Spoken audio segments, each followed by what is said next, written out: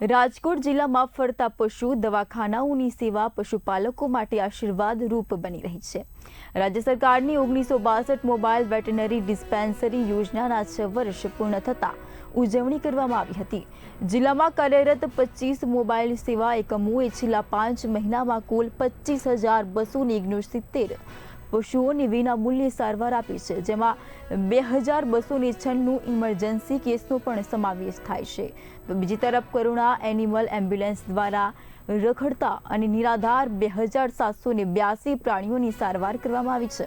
તો 365 ગામોને આવરી લેતી આ સેવા પશુપાલકો માટે મહત્વપૂર્ણ સાબિત થઈ રહી છે।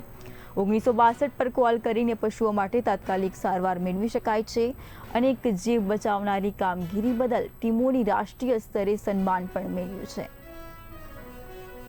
1962 પ્રોજેક્ટ એ ગુજરાત ગવર્મેન્ટ અને EMRA ગ્રીન હેલ્થ સર્વિસ સંયુક્ત ઉપક્રમે પ્રજાને આપતી સેવા છે।